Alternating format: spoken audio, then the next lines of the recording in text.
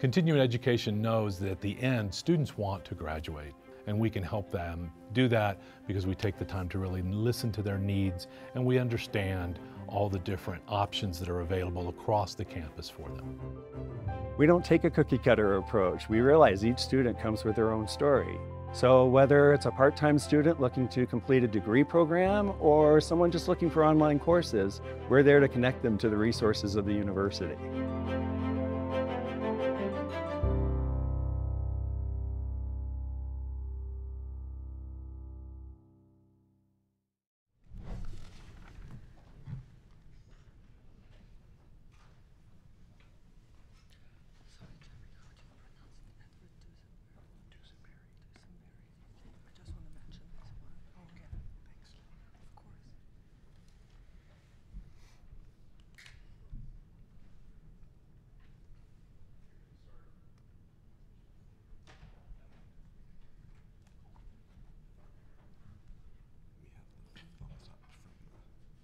Oh, wait, you already said.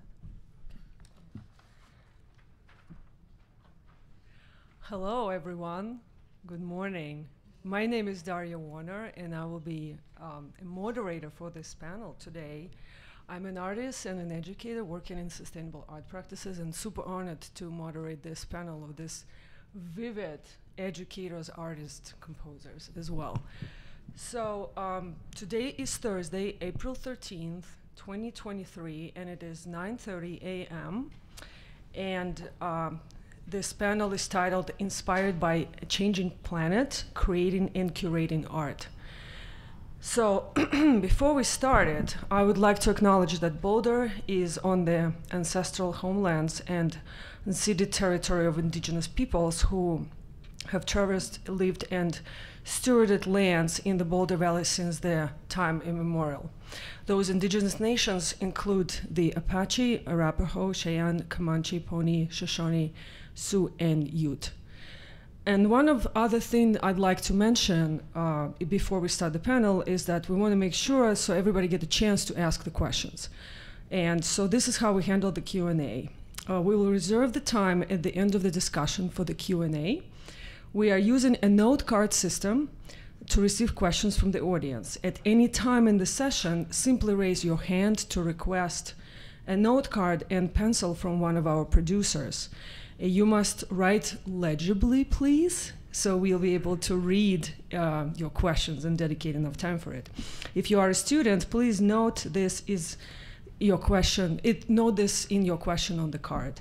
And so when you finish, raise your hand to hand it to the producer who will bring it up to me. And I'll urge everyone to please make your questions brief and to the point. If you have a specific questions for the specific panelist, also please mention this in your card as well. And now I would like to do a brief introduction of each panelist. And for more information, you can also find the bios online for them. So I would like to start with Erin Espelie. And Erin is an artist and a scientist who was trained actually at Cornell as a biologist. And then she decided to explore the New York City theater scene before she found her way into independent avant-garde filmmaking. I had a privilege to see one of her films last night at the screening event, and it was mind-blowing. So if you're interested, go into our website. Also, you can go to the bio page at the CWA to check more information about her. And she combines poetry, science, and environmental politics in her work and modern digital technologies within the videos that define the traditional knowledge categories.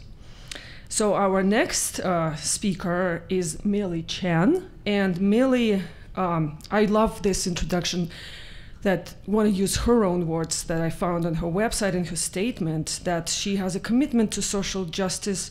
The social justice drives her research and practice. In her own words, my visual, audio, and performative works are intended to interrupt habits of viewing. Materials, tools, and methodologies are contingent on the needs of the moment. But the core of my projects are social inquiry and the use of sensory modes of perception and generating knowledge. This is like really interesting and intriguing. And fun fact, Millie was my professor at the University at Buffalo, where she currently teaches an installation art class that I took, and it was pretty actually groundbreaking for my career. So our next speaker is Mia Mulvey, and Mia's work explores the recording of time and climate change and the relationship with the remote landscapes through such forms as ancient trees and ice and geology. Mia has an opening next Thursday, actually, at BMoCA, and her work is titled Albedo.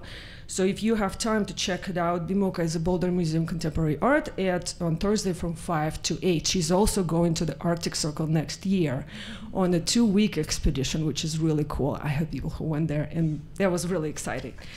And so our speaker is not the last, but not the least, Jeffery Nytch. Jeffrey he has a diverse career and as an award-winning composer, educator, and performer and administrator and also a thought leader in the arts entrepreneurship. And he also since arriving in Boulder, he has rebuilt the Entrepreneurship Center for Music. And I wanted to just get to the point where Jeffrey has been working with a lot of award-winning composers and various artists as well. So without overdue, I want to start our panel. And what we would like to do is to start with the opening remarks from each of the panelists. Maybe we can start with Jeffrey. Okay. Thank you. Thank you. Good morning, everybody. So in my own creative life, I've been interested in the intersection between music and the natural world for a long time. I was a geology major before I was a music major. And so that goes back a long way. But it wasn't until about 10 years ago when I wrote a symphony for the Boulder Philharmonic about the geology of the Rocky Mountains, and perhaps some folks might remember that piece coming up on exactly 10 years ago. And we paired the performance of that with a whole range of community events around discussing the music, around discussing the geology behind the symphony. We partnered with Boulder Space and Mountain Parks to have these musical hikes where we went up into the foothills with little musical excerpts from the symphony and talked about the geology that we were looking at right there in front of us. And that was really a turning point for my creative life, because I began to realize that the arts had a real power behind them to engage people in the community about issues that have nothing to do with the art. That in this case about geology or about our local environment. And that got me really thinking about things in very different ways. Most recently, the expression of that has been a string quartet called For the Trees. And it was inspired by the story of a 1,000-year-old Douglas fir on Vancouver Island called Big Lonely Doug. And this tree stands in the middle of a mountainside that has been completely clear-cut. And somehow this tree survived, and that's a whole interesting story in and of itself, but for time's sake, I'll skip over it. And when I heard about this, I knew that I had to write a piece of music about it, and I knew that telling sort of Doug's story through his eyes could be a vehicle for engaging audiences around the issue of deforestation and its contribution to climate change. And so I really, for the first time, conceived a work of art that was hopefully going to have that community engagement piece built right into it from the very beginning.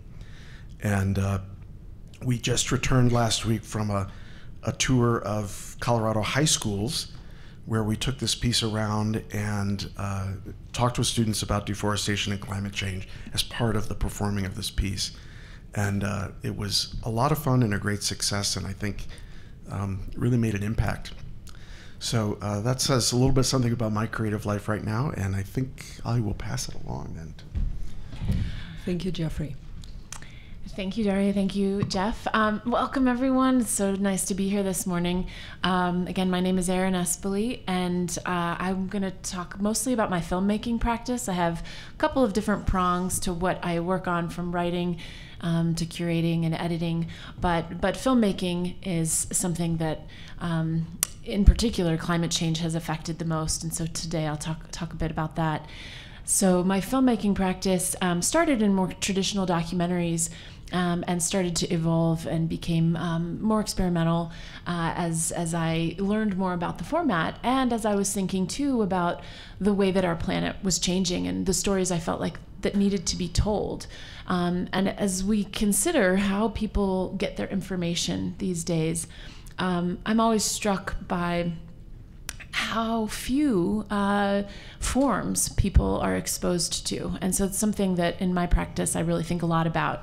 Okay, how can I find something that's a little more distinctive that might catch someone off guard or surprise them or make them think a little bit longer? So often we might scroll through something, see something, but does it stay with us? Do we remember it the next day? Do we remember it the next week?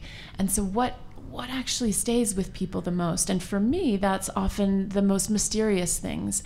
So when I think about climate change and I think about visualizing climate change, it often comes down to people, I think, falling upon certain iconic images like a starving polar bear or melting ice or smokestacks that are spewing toxic gases.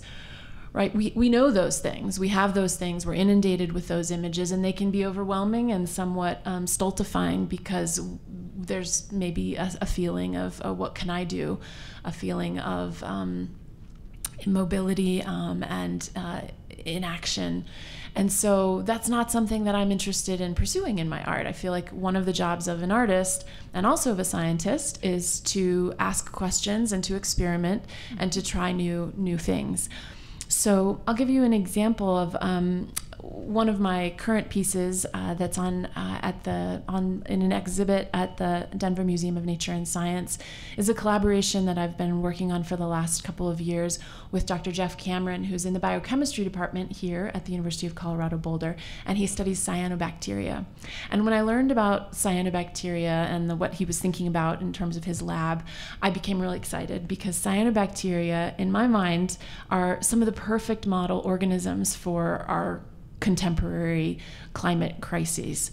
Cyanobacteria produced oxygen in the Great Oxygenation Event 4 billion years ago. They changed our atmosphere. In fact, they created a kind of toxic atmosphere. It was not toxic to us, but it was at the time. And so there's an incredible mirror there in terms of what we're doing to our atmosphere. Concomitant with that is the idea, too, that cyanobacteria sequester carbon dioxide and their byproduct is oxygen. So they're the perfect organisms for us right now in that they can hold in CO2 and produce more oxygen. So I began working with Jeff in his lab and making images of these cyanobacteria as they grow and they reproduce. And I wish I had images here that we could show you because a lot of us are visual artists and it helps. But I'll just tell you that they're incredibly beautiful, and the way they move takes you into a different space. It's sometimes meditative and contemplative, and then other times explosive when they are spewed off the side of the petri dish, so to speak. So they're really dynamic, and yet they're also creatures that we have not seen often and we don't think about. So for me, in the context of this panel, I'd like to put forward the idea of artists providing potentially spaces, places, musical landscapes, different experiences for people to have that will take them outside of themselves and give them longer lasting, memorable experiences that they can carry with them. And that I think is something that we need at this moment in time. Thanks, I'll pass it to you. Thank you, Erin. Great, thank you. I already feel threads that are passing through all of our works. So hi, thank you so much to the CWA for having me here.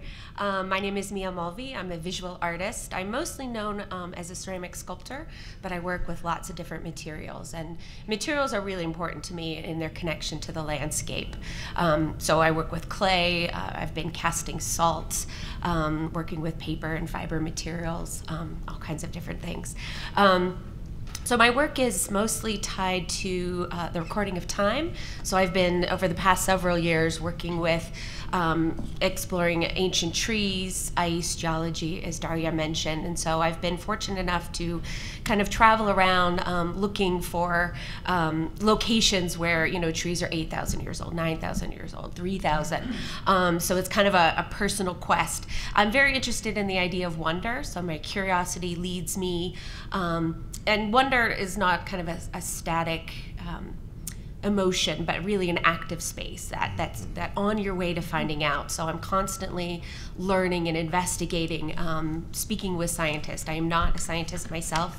I like to pretend to be one sometimes, because that's, you know, what really fuels my practice. I'm very interested in facts and a certain amount of realism. So when I'm able to travel, I do utilize a lot of digital technologies. So I do a lot of photogrammetry, which is a type of, I don't know, high-tech, low-tech 3D scanning, so that I can sculpturally record the environment without really having an impact on it. And so I can bring that back to the studio and, you know, play with scale and work more three-dimensionally.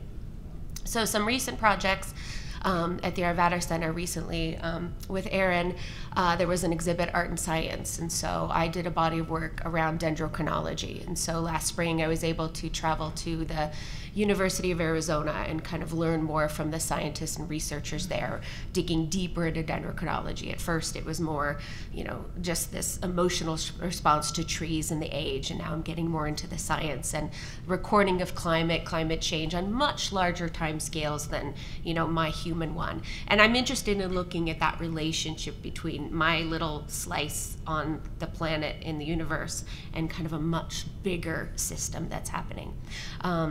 As Darya mentioned, I'm also very interested in ice, and I went to the Arctic in 2019, and I'll be returning again, doing a bunch of different things, a lot of 3D scanning, and that's tied to the exhibition. It's an outdoor piece that's up now. It'll be up for a year at the Boulder Museum of Contemporary Art, but that piece is titled Albedo, so it's about reflectance and the warming of our climate. And then I'll be traveling there next summer to continue that research and then dabble in a bunch of other crazy stuff that I'm thinking of still. So, Thank you, Mia. Thanks. Thank you. Millie? Hi, everyone. Thank you, Darya, for your introduction. And Darya, by the way, has an utterly fascinating practice herself, working with biological processes like mycelium, so check her out. Thank you, Mia. And thanks for the segue. Yes, I'm regretful that there's a human rights focused panel on at the same time, because I would be there if I wasn't here. But I don't think we can talk about climate change without also talking about human rights. And in fact, you know, it's necessary to think about both in tandem with one another when speaking about either. So this ties into certainly what has driven my practice for decades now, which is concern with social inequities. I've been raging for a while about the injustices, atrocities that continue to happen across the globe. And so in terms of how that ties in with climate and change, it's certainly about the land. I've been focused on landscape and how that's defined as opposed to land, and the erased histories of the land. So what do we not see when we look at land or landscape? And how do I as an artist convey a compelling presence of the history of that land? And so, you know, we have to consider the ongoing battle over land, who has a right to live on it, occupy it, what can be bled from it, and this is something that is an ongoing problem, obviously. So the way I define land, it's not just limited to terra firma. It's our water, air, our bodies, our communities. So for instance, the current project, one of the current projects I'm working on is called SRS, Silk Road Songbook. And it's in collaboration with Arzu Özkal, who is a San Diego-based artist of Turkish descent. And we've chosen this major route over Eurasia that kind of bookend our ancestries, so from Istanbul to Xi'an. And so places in between. It's an audio-video project, and we're weaving songs of descent into the land, broadcasting women's distinct, we call unruly voices, on this ancient Eurasian migration route. The songs are about land, self-determination, cultural identity, and we're working in collaboration with different groups, musicians in and near Istanbul and Tehran, Tashkent, Bishkek, and Xi'an. So we're trying to convey through their song making their own complex stories that come out of place and are rooted in place and rooted in land, and trying to challenge an Orientalist exoticism, cultural tourism, and certainly censorship. I mean, this is authoritarian regimes they're having to work under. And part of this is to try and disrupt the clean, tidy narrative of Silk Road, and they select the landscape, they select the musical genre, the lyrical content. So for each place, women's voices are the dynamic driving force, and the land is the visual anchor. So I just want to read a couple of quotes here, or a quote here, and mention some scholars that are interesting in this context. So cultural historian Michael Denning states, quote, the decolonization of the ear made possible the decolonization of the territory, end quote.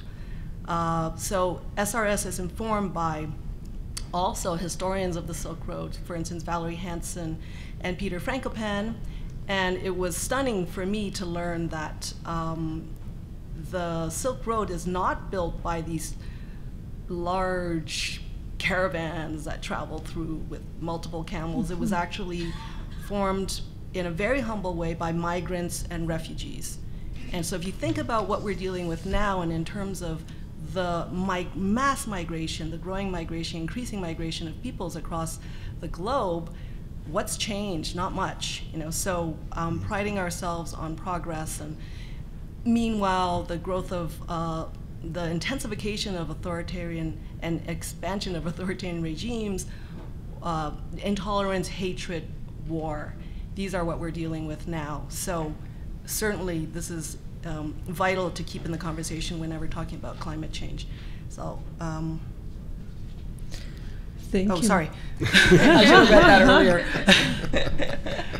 I feel like these microphones are so intimidating. So, Millie, thank you so much for this. Actually, this is so interesting because when I look at you, when I was researching the bios of the presenters, most of you I actually do know already, in terms of I was, intersecting together through some research that I've done. But the project that you're talking about is, actually I haven't read anything about this, so thank you for sharing this. Maybe I was looking in the wrong places. But I also wanted to remind, thank you everyone, by the way, for this really interesting remarks about in summary of your practice. So I also want to remind people that if you have a question, feel free to raise your hand, and our producer is going to be able to come to you and you can write it down. So we don't have very much time, but we have enough time, and we want to allocate enough time for you guys to be able to, because this is for you. So, and we want to know what you're thinking, what are the questions you're asking. So to start this discussion, I prepared my own question, and while everybody was talking, I realized some of this question was already answered, a part of it. So that was interesting. So I thought maybe going a little bit more personal and asking the moderators, like, how is the personal involvement? How do you feel personally? How is your work changing when you are personally becoming involved in the materials or processes or ideas or other communities that you're working with? So is it fueling your practice further? Like, what are the emotions that are, you know, because I think when we talk about a lot about art and science collaborations, the artist is the person who is bringing, and especially memory, emotion, feeling to the audience, right? To actually connect to the audience. So I wanted to see if the panelists would like to just briefly elaborate on that, because some of you already touched on that. So. And it could be both emotions, yeah. It could be negative and positive. Like, what are you encountering there when you're working on this project? Please, Jeffrey, you can definitely start. Yeah, so this string quartet that I was telling you about, again, about this tree on Vancouver Island, and working on that piece of music has been different from any other piece that I've ever written. In many ways, it has vast passages of music that are completely new for me, and it is in direct answer to your question, because as I was thinking about the kinds of things I wanted to express in this piece, I had to explore new creative parts of myself, and I had to allow those parts to speak, even if it was something that traditionally I might look at that and say, oh no, I can't have for instance, this very long passage of very, very static, still music. That's unlike anything I've ever composed before, but it was appropriate for the piece that I was writing. And so that's one way. It's just opened up my expressive palette by really contemplating things of great importance, but also things that exist on different time scales and different kinds of sensibilities than perhaps I'm used to thinking about. The other big thing, you touched on it, Erin, is this idea of not wanting to contribute to climate despair, right? This feeling of, if we feel completely hopeless about the situation, then hopelessness breeds helplessness, right? And if our goal is to provoke action on the part of our listeners or our audience, then we have to think about that in a very active way. And this string quartet originally was going to end in a very, very emphatic, kind of angry way, with using some of these pictures that have been taken by the photographer T.J. Watt on Vancouver Island. And these are before-after pictures. He will go into groves with 1,000-year-old trees and photograph them, and then he will hear that maybe that tract was logged, and he will go back and he will take a picture of the stump. And he put these side by side.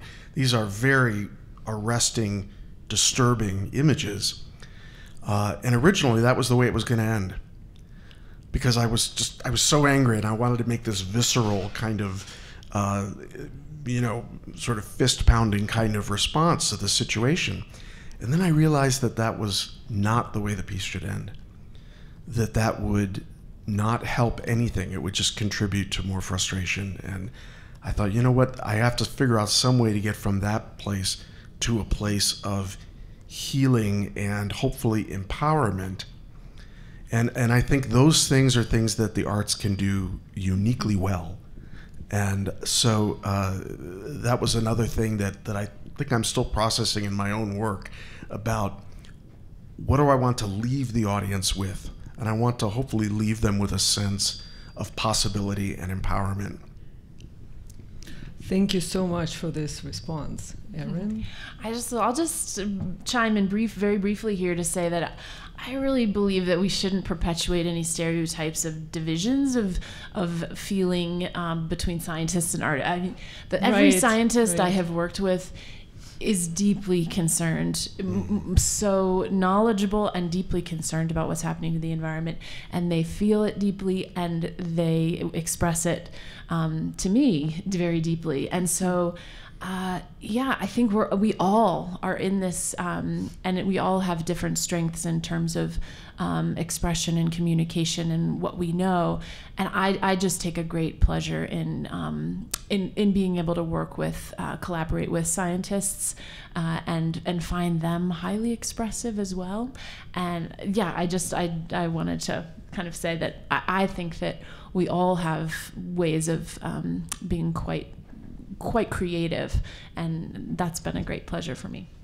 Thank you, Erin. Yeah, this is an excellent remark, by the way, just because a lot of times people would consider, well, there is a division between an art and science mind, but there is none, because it's a fluid entity that feeds upon each other. Yeah. Thank you so much. Oh, yeah, of course. So Mia? I kind of went off. Thanks. So my relationship, it's interesting, working with scientists and digging into the research. You know, sometimes I do get overwhelmed. I am a ceramic artist. I have a certain carbon footprint, so I really do think a lot about my role in that, the materials I use, and that has led me to new work, thinking about new materials and new ways of working. But, you know, even sometimes I question, you know, should I be going to the Arctic and making that work, and, you know, weighing the balance of my contribution to that conversation about the world and the art and science kind of all together, and then my footprint within that. So, you know, that's something I've been thinking about, I think, a lot lately. But, you know, it's also kind of a source of just amazing inspiration. I mean, you know, working with scientists and kind of, you know, I spoke about wonder a little bit, you know, I'm just every little thing, you know, we're digging deeper, we're asking those questions, and we're suddenly discovering more. And that's just something that fuels my practice. Like, I just don't have enough time to do what I want to do and learn what I want. I have like 50,000 more ideas than I have the time and space to work with. And so it's exciting and scary kind of simultaneously. And so I'm always kind of shifting my modes and feelings about that and trying to, you know, work within that space. Thank you, Mia. This is also, again, another, just wanted to follow up on this.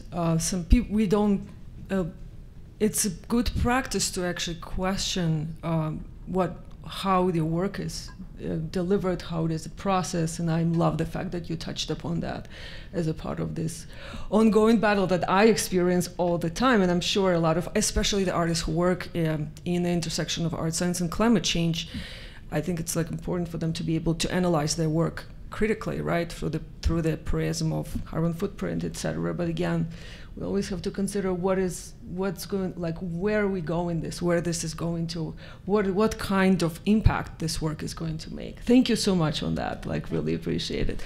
And Millie? It's just to follow up on what's been said. I mean, it is full of ironies in terms of what we do as makers, putting things out in the world, using materials, traveling in order to make our work, traveling to the conference. Mm-hmm. I mean, you know, of course, that crossed many of our minds, of course. Why aren't we doing this on Zoom? But then that's its own carbon footprint, digital carbon footprint. It's very heavy as well. So what do we do? You know, so yeah, these are all very complicated questions. I guess, you know, in terms of the multidisciplinary and transdisciplinary endeavors, for instance, science, art, or music and visual art, or film, video, I think it's the listening is the most important thing, and being humble enough that you are able to listen and not stay in your silo.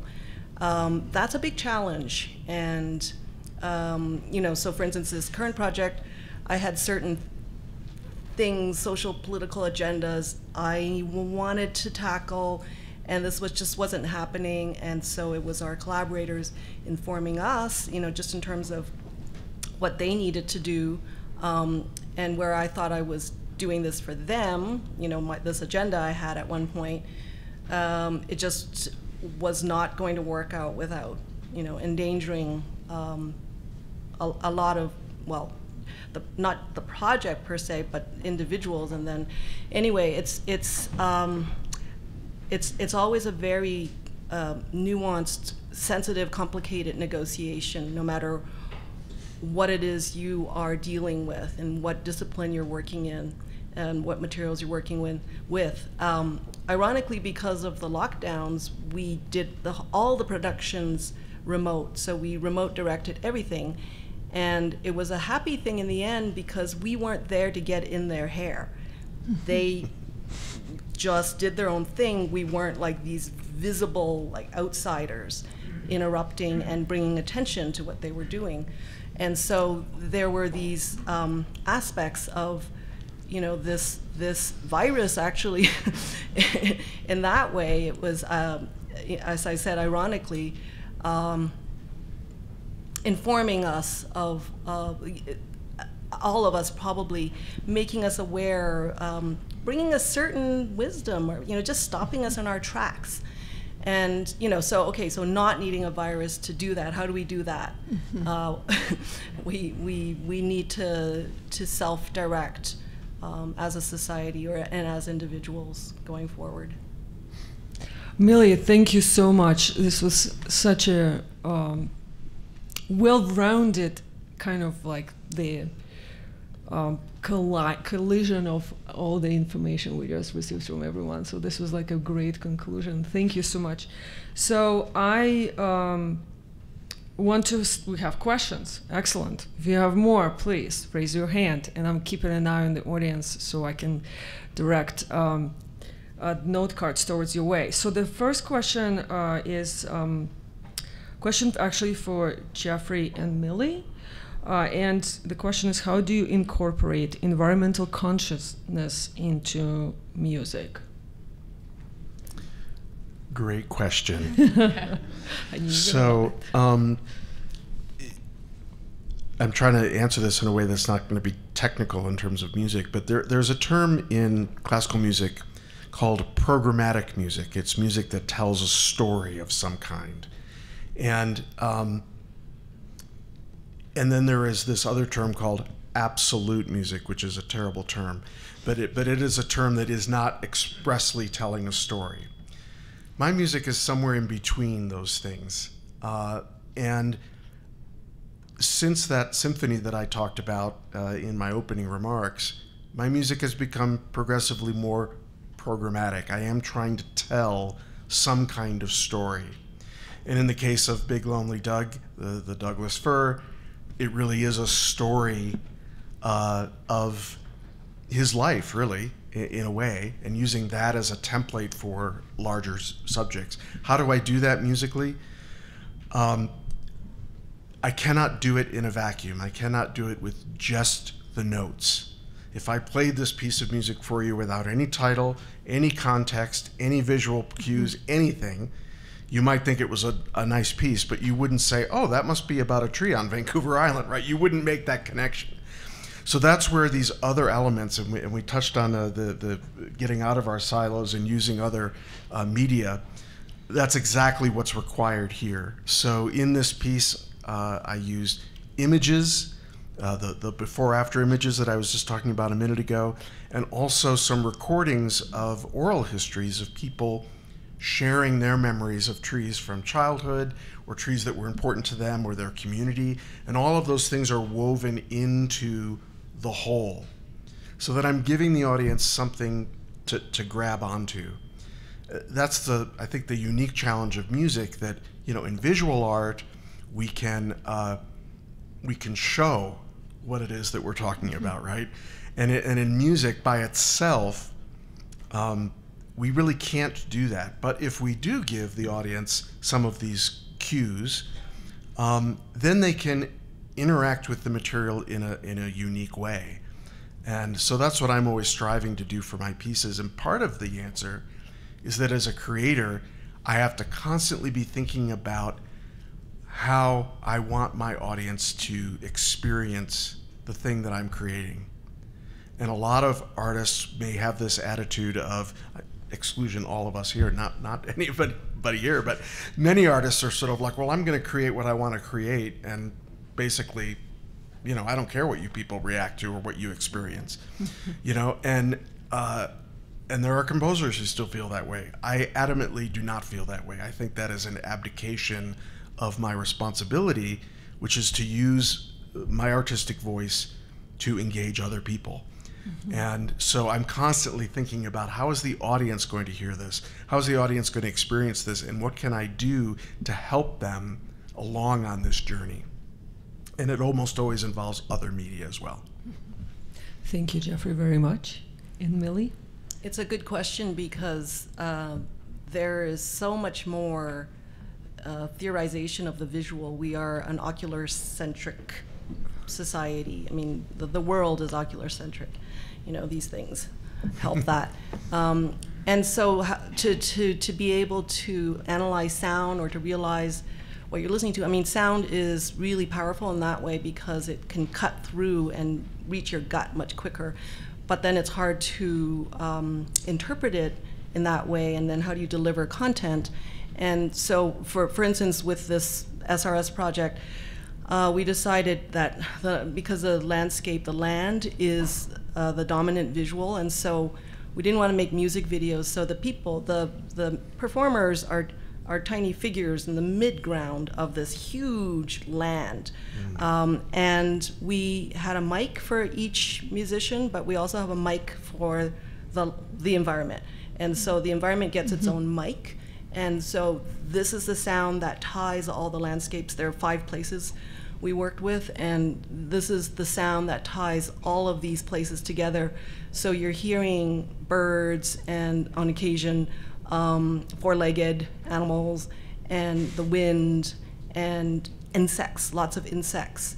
You're hearing this throughout, and that's certainly part of the audio. That is part of the songs, the music. Millie, thank you so much. Yeah, and thank you for the question. This was very... So I'm trying to read the name of the state college because I want to credit the person from State College in Nebraska, and I just can't read that. I think it says, what do you think, Jeffrey? It looks like Peru State College. Peru State College, yeah. So, okay. Thank you for that question. Thank you so much. I want to give a credit to that.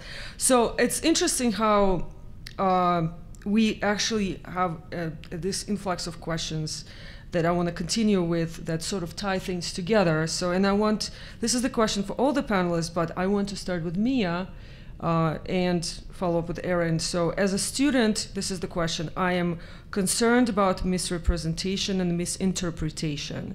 How do you address the concern that your works may be misused by others, or may people sometimes cannot, or something you don't intend misrepresent? So Mia, maybe you want to clarify on that? I guess. Did it ever happen to you? It hasn't happened to me. So, okay. You know, I speak, you know, a lot of my work comes with a lot of writing that's somewhat fact-based. You know, there's always, like, if you look at my website, there's a lot of kind of more scientifically written than kind of just my expressive emotions about something. So, you know, I think I present my work with kind of a certain amount of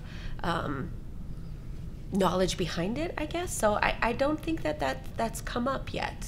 Well, that's also a good, you know, it hasn't come up, so it hasn't come up. I mean, yeah. I think sometimes people go, oh, look, it's blue. Yeah. You know, I think there's maybe kind of maybe missing the point where they're just looking as like that art should just be expressive. Exactly. And that it's just about being beautiful or attractive or where would they put it in their house kind of thing.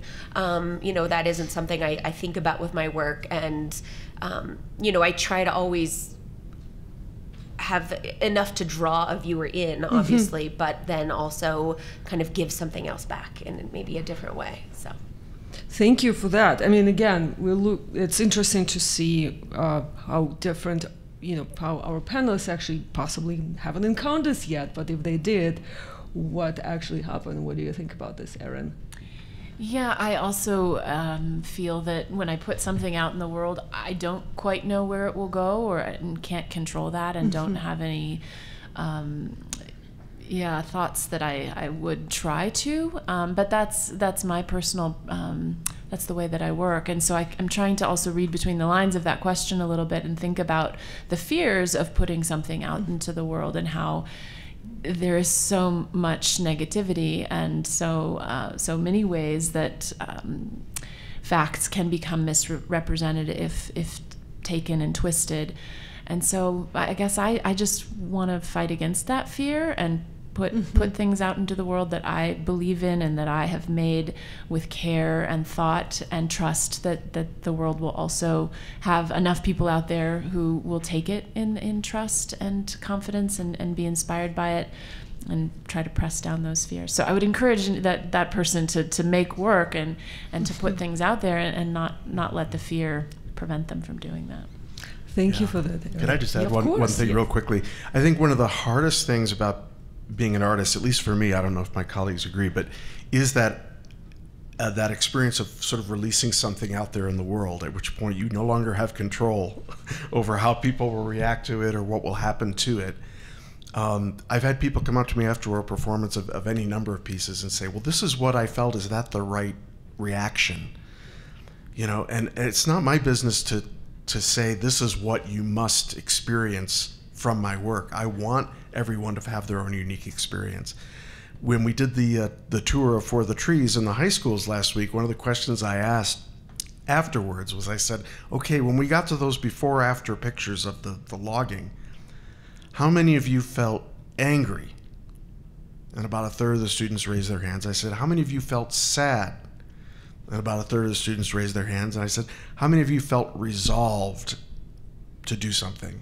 And, you know, and the remaining students raised their hands. And I loved the fact that there was that range of responses, and they were all legitimate.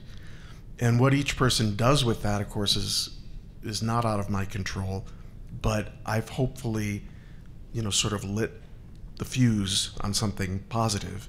And after that, it's out of my hands. Thank you so much. And Millie, do you want to follow up? I just thought of an Eldridge Cleaver quote. Too much agreement kills a chat. Oh, nice. Thank you. That's great. Thank you.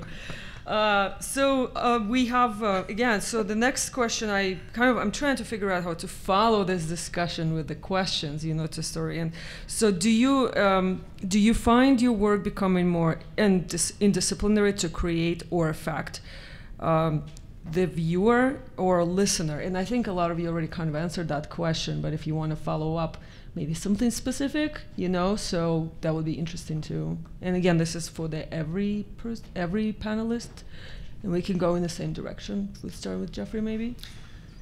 Yeah, I mean, the short answer is yes. Of course, yes. But I think I'll add one aspect to it, that when we tend to think of interdisciplinarity, we tend to think of, you know, music and science, or music and photographs and oral history, or whatever, and that's obviously a part of it.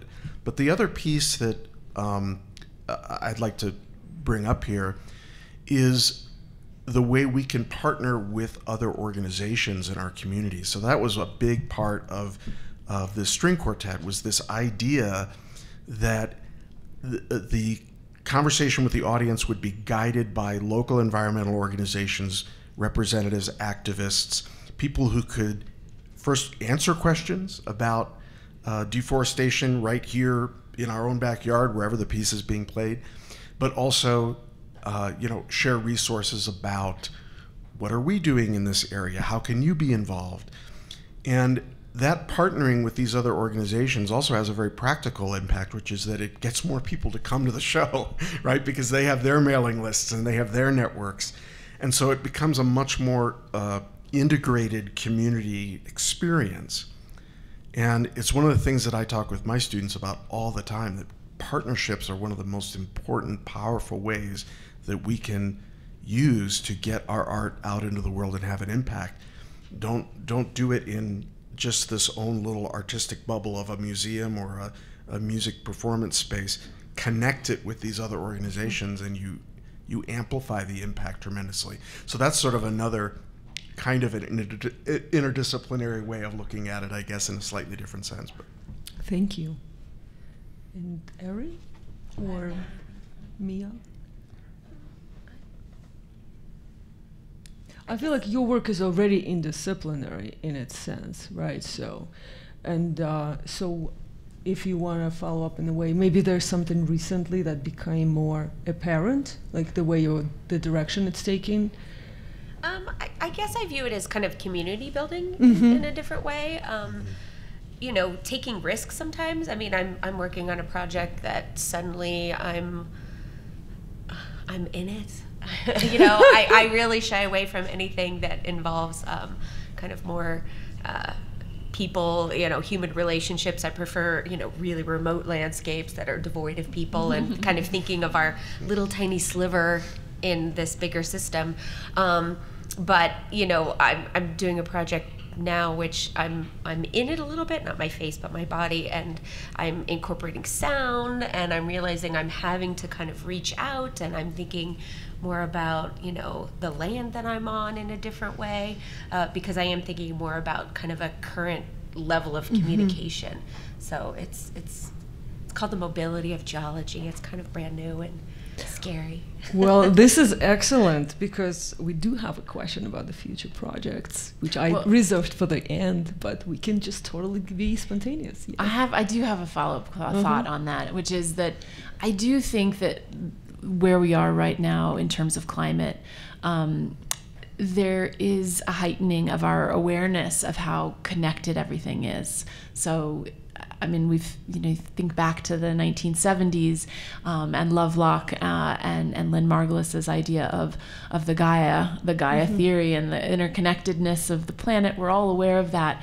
But I think as we get farther and farther along, and the pandemic certainly heightened this as well, but this understanding that countries, communities are never in isolation. Planetarily, we are more connected than ever. Things can travel so rapidly, whether that's information or an invasive species or a bacteria, what have you. Everything is moving and is so much more fluid than it was 10 or 20 or 50 years ago, and certainly a millennia ago. So in that sense, from the perspective of making work, I think it's really difficult to look at anything in isolation. I mean, you have to just know that that's what you're doing. Okay, I'm taking an empirical look. I'm pointing my microscope here, and I'm looking. But understanding that actually, if I'm thinking about the Silk Road, that of course connects to a plethora of other things. Or if I'm thinking about the Arctic, or if I'm thinking about trees, how does that then connect to the mycorrhiza and the insects, and then all of the species of birds that are dependent on those? And you know, that kind of multitude, it's always been there, but I do think it's exacerbated at this moment in time with climate connectivity and crises, and you know, thinking about the way that pollution is again a global effect. If it's created in one place, it affects the entire world. So that, again, I don't want to put it in an academic sphere of necessarily interdisciplinarity, but I'm interested in it in that global perspective of connectivity, and how do we show that or think about it. Thank you, Erin, for this interest. I mean, interconnectivity becomes your interdisciplinary kind of thing, right? Yeah. So it becomes like this next thing. And Millie, do you have anything maybe to add to this? Listening to the rest of you brought to mind that, you know, in terms of, and just following up on what I was saying earlier about listening, and I mean, what's of interest to me, and certainly in terms of trying to figure out how do we go forward and fix things and pay better attention. And I don't know if there's a word for it, but if it's not, it would be, you know, well, be trans-species interdisciplinary. I don't know if there's a word for it. Just shout it out if anyone knows the word for it. But you know, because listening to researchers who are trying to study the language, and I don't know if we should call it language, but that's very human-centric, but language of whales, for instance, or how insects operate, you know, their social structure, and or what ice sounds like. I mean, the what we consider sentient or non-sentient. You know, what do we know? I always think of the that that pulsating rock in the early Star Trek. It's a sentient rock. But all of these possibilities that, I mean, our arrogance disallows us to entertain, and so we have rarely gone down those paths. And so to be open to that, I think, is a really important, those are important forays going into the future, I think. Or your work with mycelium, for instance. It's interesting because you're kind of touching upon this question of agency right here to follow up. And the thing is, like, if we're working with this, non-human agents, right? So how do we know that there is a consent? I believe you're the one who was asking me that question like 4 or 5 years ago when we're talking about the collaboration and the nature of that, right? And you were asking, well, Darya, what is collaboration means consent? How do you get the consent from non-human agents? Because the language is how do we communicate and get the consent? So this is an interesting follow-up on that, just kind of like my personal overview, what everyone is talking. So I have a couple more questions, and we have some time, not that much, about 10 minutes, but I wanted to, there's a quick one for Erin. Where at DMNS is your artwork displayed? So I just thought, like, just sure. a quick very one. quickly. Yeah. If you go up to the second floor, take a left. It's in the exhibition there, right on the left of the second floor. Thank you. And so there is another one which we already sort of touched upon that, but I still want to give, maybe we can elaborate a little bit. How do you reduce your carbon footprint while making your various art forms?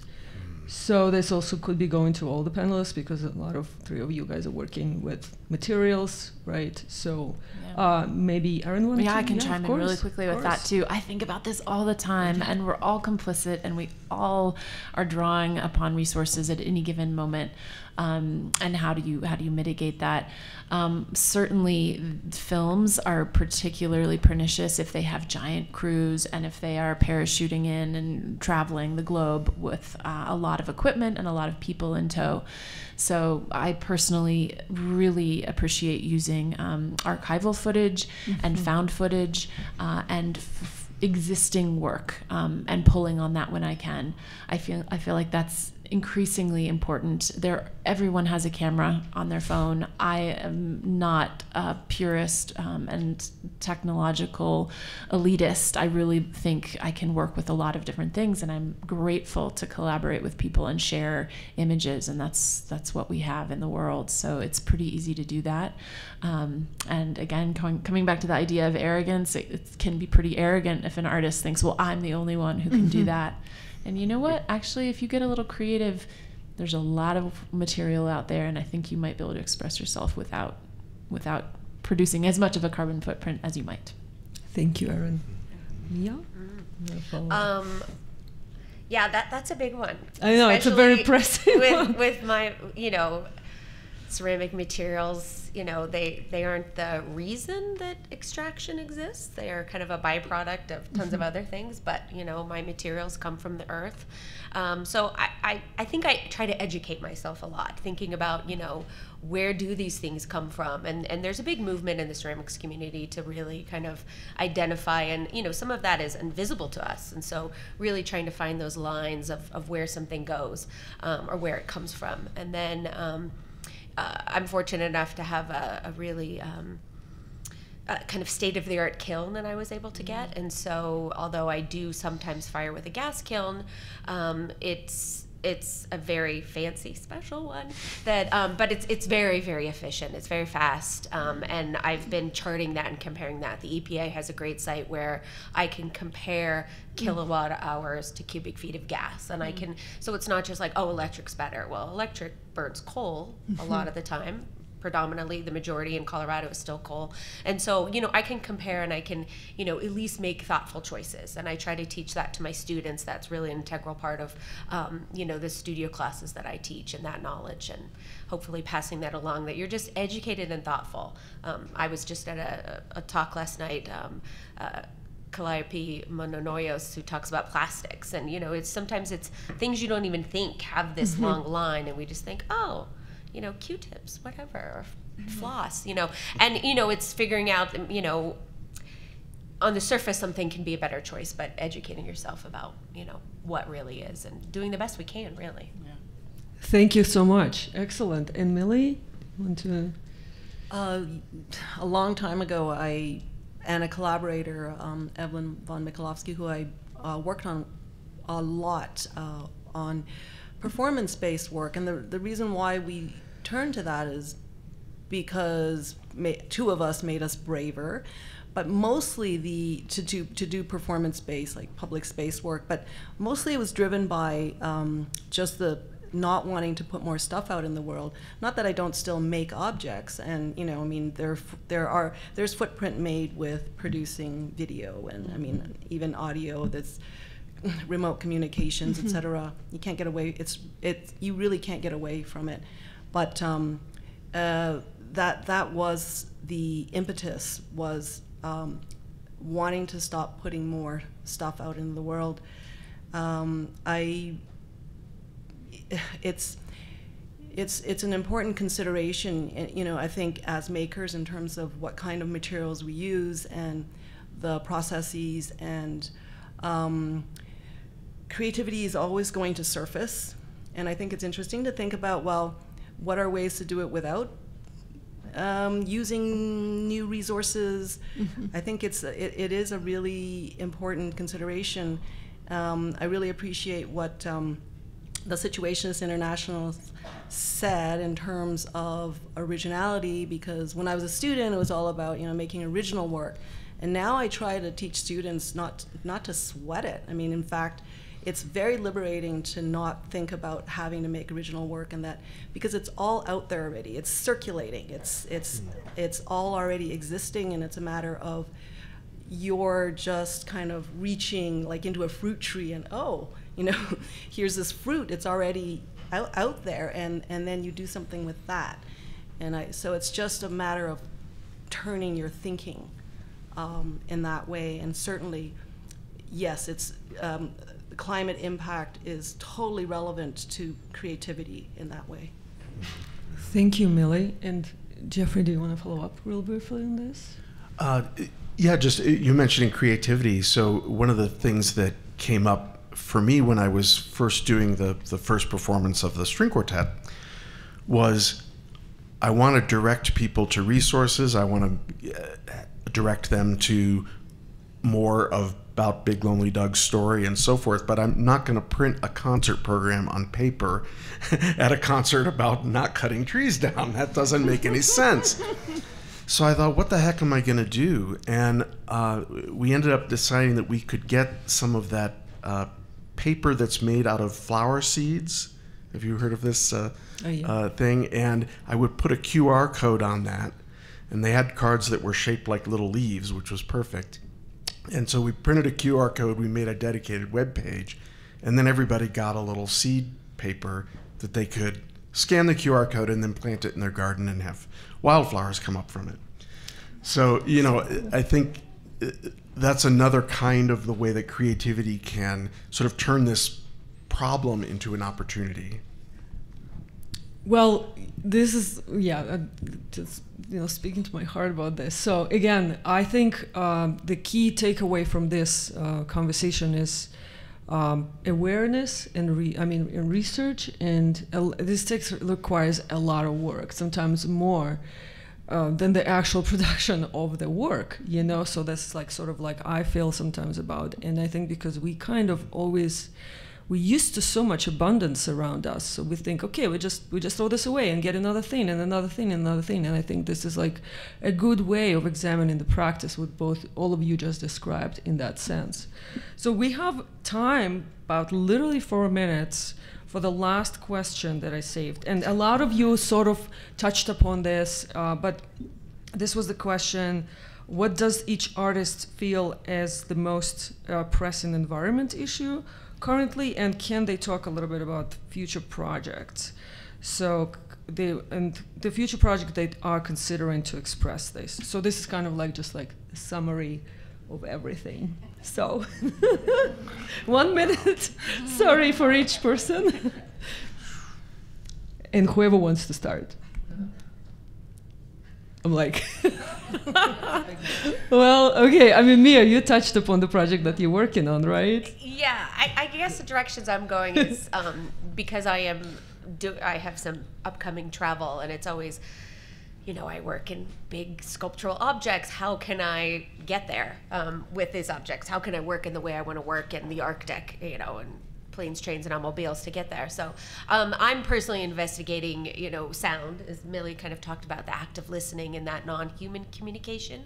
And that ties to even like dendrochronology and these libraries of information that we collect for future, because we don't know how to interpret what is being communicated yet.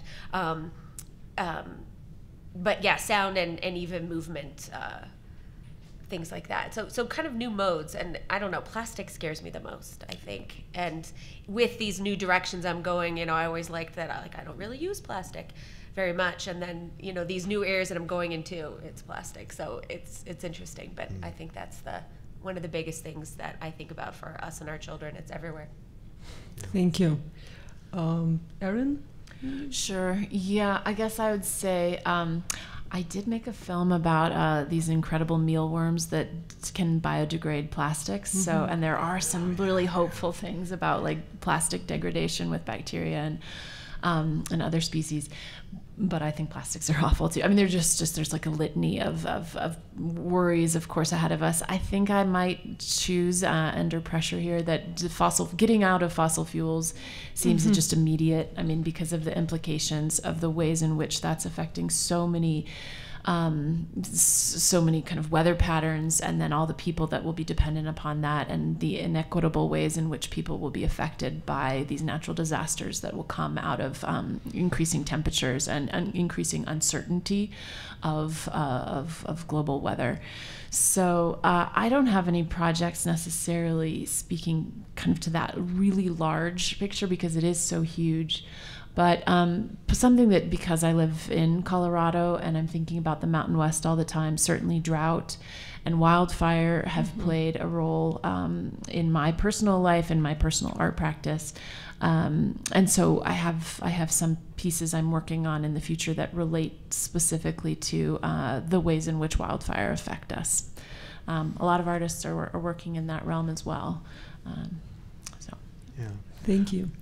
I think what I would say is it's not quite such a linear process for me, and I suspect it may be true for the rest of us here, where this idea of, okay, this is the thing I think is most important, so I'm going to create something about that. To me, it's very much the reverse, asking myself, how can the things that percolate in my artistic voice speak to an issue of importance? So, and I've learned over the years that I need a long time for ideas to sort of brew and marinate in my head before I'm willing to and ready to give them expression. So, I think that one of the issues that I've been thinking about a lot is how climate change is causing the oceans to warm, acidification of the oceans, lack of circulation as a result of warming ocean waters. I think about that a lot, and I think it's a result of all of the degradations that we're doing, but it's a huge problem. But I have no idea how I might address that artistically. But then someday maybe it will, and something will spark in my mind, and I'll say, I think I want to explore that artistically. So I think it's not so linear, I guess I would say. And so, Millie? Yeah, I concur with that state of being. I mean, the SRS project we've been working on since 2016, 2017. I haven't been able to, get my head around beyond that. I'm just so zeroed in on just trying to complete this project.